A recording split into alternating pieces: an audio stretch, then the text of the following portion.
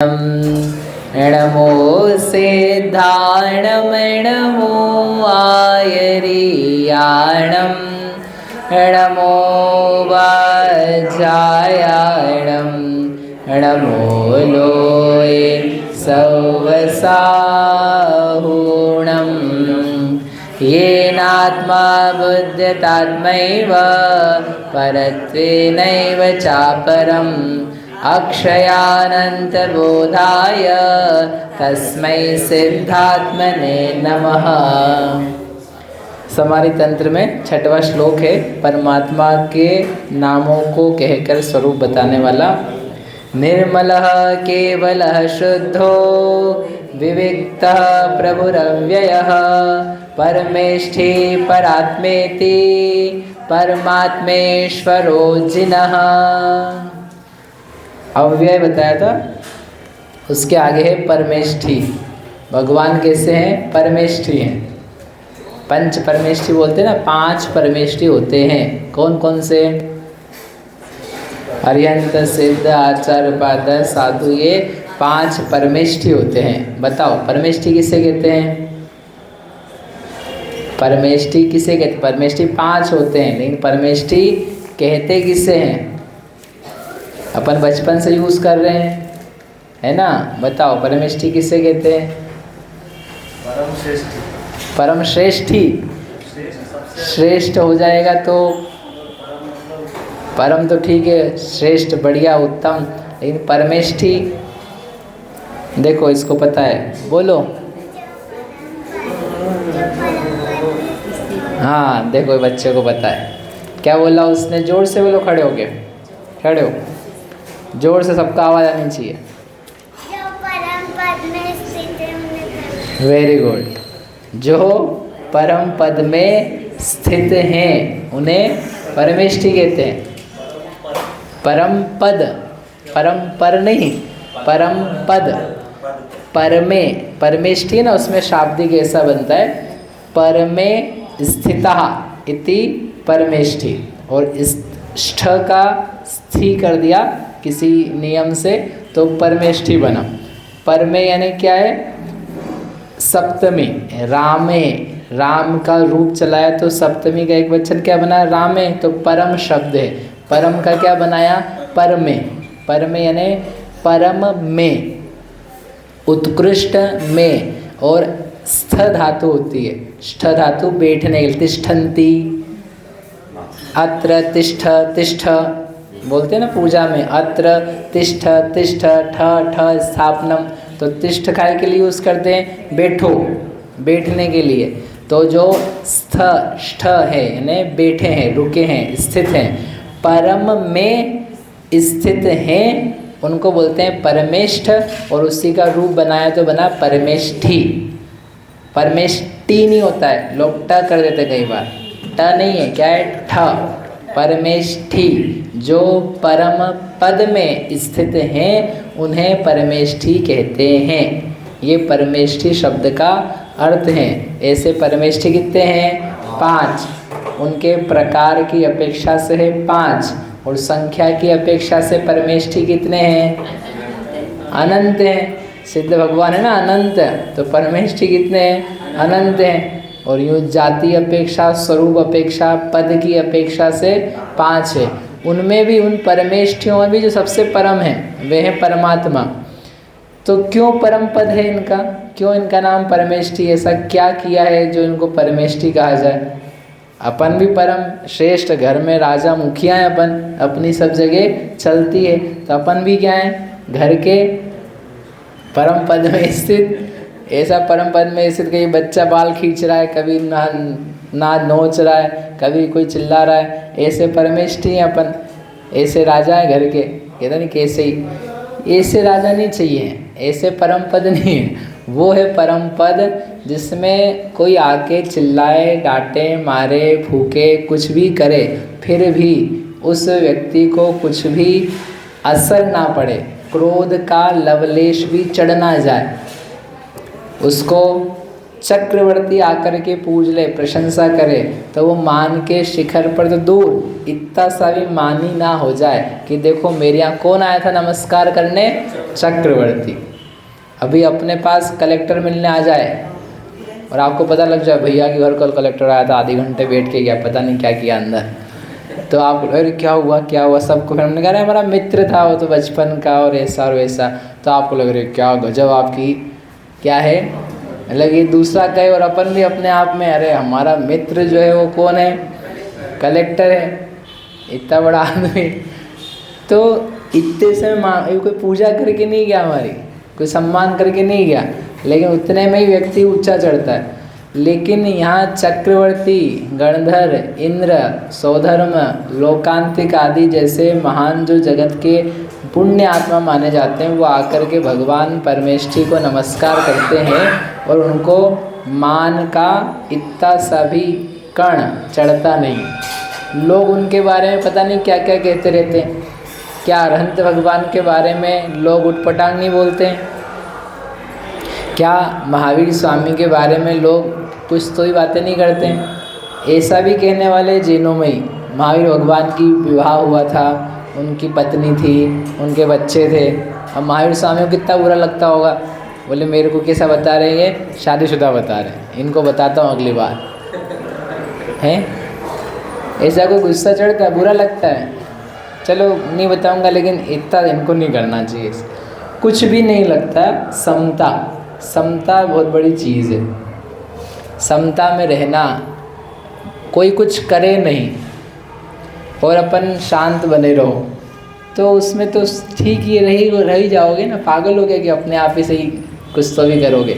लेकिन कोई छेड़े, कोई कुछ करे, कोई कहे, चिल्लाए, मारे पीटे, तन विदारे, बेर जो न तहाँ धरे, तो शाम में जल ले सियरा, शीतल शाम में जल चलता रहे, उसका नाम है परमेष्ठी। ये परमेष्ठी लेना कहलाने के योग्य है कि इनके कुछ भी पर पदार्थ से, बाह्य परिस्थिति से ऊंच नीच नहीं हो रही है। कदाचित साधु के किसी अंश में होती भी हो, तब भी उससे जल की रेखा के समान उससे बाहर निकलते। जल की रेखा समझ से, जैसे जल में नाम लिखना चालू किया, जे न, तो जहाँ आप लिखते जा रहे हो वहीं वो मिटता जा रहा है, रुकेगा। पानी का प्रवाह ना भी हो, स्थिर पानी हो, तब भी आप उसमें लिखो जेन, तो जब तक न पे पहुँचोगे तो तुमको ज और ए की मात्रा दिखेगी, कहाँ गई, गायब। मतलब इतनी जल्दी यदि किसी के साधु आचार्य उपाध्याय के, क्योंकि वो साधक हैं, कदाचित कुछ आ भी रहा हो, क्रोध मान माया लोभ, तो करते करते ही वो नष्ट होता जा रहा है, दिख ही नहीं रहा है। और यहाँ ऐसी दशा है संसारी जीव की, गृहस्थ की, कि करा अभी और बरसों तक दिख रहा है, सालों तक दिख रहा है। आज भी देखते हैं तो बोले अरे ये इसको देखते से ही मेरे को क्या चढ़ रहा है, उबाल आ रहा है, खून में बिल्कुल नसें फड़कना चालू हो गई है, हटाओ इसको यहाँ से, या मैं हट जाऊँ, नहीं तो पता नहीं अभी क्या हो जाएगा। तो कब की बात है, बोले बचपन की बात है। बचपन में इसने मेरे को कॉपी नहीं दिया था और मेरे को बहुत गुस्सा आया था। तो अभी तक क्या चल रहा है दीपक जी, वही कॉपी, 5वीं भी पास हो गई, 10वीं भी पास हो गई, लेकिन वो कॉपी अभी भी उधार की बची हुई है। ये तो एक का अभी पार्श्वनाथ भगवान की आपने सब देखी कथा, भावों तक वो देखते से ही गुस्सा उबल जाए। ऐसा है संसार का, लोगों का नेचर, इसलिए वो कैसे हैं, परमेष्ठी नहीं है। और ये हैं कि इनको इतनी बार, पार्श्वनाथ भगवान को इतनी बार कमठ ने बैर विरोध किया, उन्होंने एक बार भी याद नहीं रखा। आप सोचो कि सांप बन करके हाथी को काटा, ठीक है, हाथी स्वर्ग में गया, सांप नरक में गया, नरक से निकले ये स्वर्ग से निकले, वापस मनुष्य बने, ये शेर बना। शेर को याद आ रहा है कि मेरे को इसको मारना है, लेकिन जो मनुष्य मुनिराज बने हुए थे उनको ये याद नहीं आ रहा है कि इसने मेरे को पहले भी मारा था, अब तो बदला लूँ। उनको नहीं याद आ रहा है। अगला भाव हुआ, फिर नरक, फिर स्वर्ग आए, फिर बीच में आए मनुष्य बने, ये भील बना, तो भील को फिर से याद आ गया मेरे को इनको मारना है। और इनको अभी भी याद नहीं आया कि इन्होंने मेरे को 2 बार मार चुका है पहले। फिर अगली बार नरक स्वर्ग करके फिर मनुष्य बन, वो अजगर बन गया। अजगर को याद आ गया कि मेरे को इसको मारना है, लेकिन उनको अभी भी याद नहीं आया क्या कि इसने मेरे को पहले 3 बार मार चुका, इस बार तो बच जाऊँ, अभी भी नहीं आया। फिर भाई नरक स्वर्ग करके ये घूमते घामते क्या हुए, नाना ही बन गए इनके, पार्श्वनाथ जी के नाना ही बन गए। नाना को देख के इनको ये नहीं लगा ये दुष्ट है, इससे बच के रहना अपने को, इसने अपने को 4 बार मारा है, इनको नहीं याद आया, लेकिन नाना को याद आ गया कि ये वही आदमी दुष्ट खराब है, इसने मेरी इज्जत खराब करी। वो स्वर्ग में गया, देवता व्यंतर ज्योतिषी बना, घूम फिर के आया, फिर से याद आ गया उसको कि मेरे को मारना है। मारने वाले को बार बार याद आ रहा है, समता वाले को याद नहीं आ रहा। ये उसकी समता कि हमने बांधा ही नहीं था, हम काहे के लिए याद रखे। तुम बांध रहे थे बार बार, तुम बांध रहे थे कि मुझे मारना है, मुझे मारना है, मुझे मारना है, और मैं तो कुछ कर ही नहीं रहा था, मैंने तो छोड़ा है। तो जब मैंने तभी छोड़ दिया था तो मैं आज क्यों याद रखूँगा। ये एक क्षमा का प्रभाव, मैंने रखा ही नहीं उसको, तो मुझे नहीं याद आ रहा है कि तुमने मुझे मारा है, और तुमको याद रखना है कि मुझे मारना है बार बार। So that is your problem, आप सेटल करो उसको। तो वो है परमेष्ठी जिसको समता है, जो याद ही नहीं रखता है, जो देख देख के उबलते ही नहीं हो, गुस्सा करने वाला, घमंड करने वाला। मेरे को माँ ऐसा सम्मान मिला था, अब कभी मिला था 25 साल पहले, तुम अभी तक छाती फुलाए घूम रहे हो कि मेरे को वहाँ पे बुलाया था और मेरे को नमस्कार किया था और ऐसा वैसा किया था। तुम घमंड में घूमे जा रहे हो, ना ये घमंड में घूम रहे, ना ये गुस्से में घूम रहे, इसलिए इनका नाम है परमेष्ठी। ये तो आचार्य उपाध्याय साधु साधक की बात है, और जो भगवान बन चुके हैं अरिहंत, उनके तो इतना सा भी पानी की रेखा के समान भी नहीं आ रहा है। कषाय का आवेश, पल भर का, एक समय मात्र का अर्थ पर्याय जितना भी नहीं आ रहा है, ऐसे हैं परम पद में स्थित। बताओ, सारे जितने ईश्वर हैं, भगवान हैं, हम बार बार इसलिए बोलते रहते बाहर का कि आप कभी आपको बहुमान आए कि हम वास्तव में जैन हैं, और जैन के भगवान इतने महान हैं, हम क्यों कहीं और छोड़ करके भागते फिरें। मतलब इतने प्यारे, सुंदर, सच्चे, निष्प्रही, समतामयी भगवान हैं, इनकी भावना छूट करके अपने को अन्यत्र भावना बन जाती है। अपनी बुद्धि कितनी खराब है कि ये वो हैं जिनके क्रोधाधिक भाव नहीं, और दुनिया भर के जितने भगवान हैं सबको गुस्सा आता है, कुछ ना कुछ गड़बड़ होगी, ये तो सृष्टि तबाही होने वाली उनके हिसाब से। कब गुस्सा आएगा और सब तबाह हो जाएगा। तीसरा नेत्र खुलने वाला है बहुत जल्दी, पता है कि नहीं आपको? मेरा नहीं, मेरे पास है भी नहीं, एक का खुलने वाला है, और इतने भोले भगवान हैं कि वो बस इतने भोलेपन में खुल जाएगा, गजब ही है। तो सबको गुस्सा आता है, सारे भगवानों को, लेकिन ये वो भगवान हैं जिनको कुछ भी हो जाए, कुछ भी आप कहो, करो, बोलो, नष्ट करो, आगे बढ़ाओ, पीछे करो, whatever you do, आपको आ सकता है, उनको नहीं आएगा।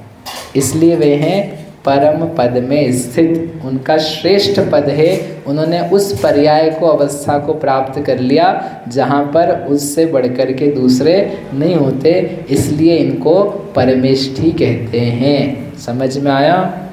समझ में आया? ऐसे पार्श्वनाथ है, समझे? आपकी पकड़ के नहीं रखना है, छोड़ना है चीज़ों को, कषायों को, घमंड आदि भावों को पकड़ के नहीं रखना है, छोड़ना है, लेट इट गो। जहर को अंदर बसा बसा के जहरीले क्यों बनना है? समता रूपी अमृत को बसा करके अमृत में ही क्यों नहीं होना है? चीज़ें छोड़ी जाती, जितना पकड़ा जाता है समझना कमठ बन रहे हैं, और जितना छोड़ा जा रहा है तो क्या बन रहे हैं? पार्श्वनाथ बन रहे हैं। बताओ क्या बनना है? कमठ बनना है कि पार्श्वनाथ बनना? बोलो पार्श्वनाथ भगवान की जय।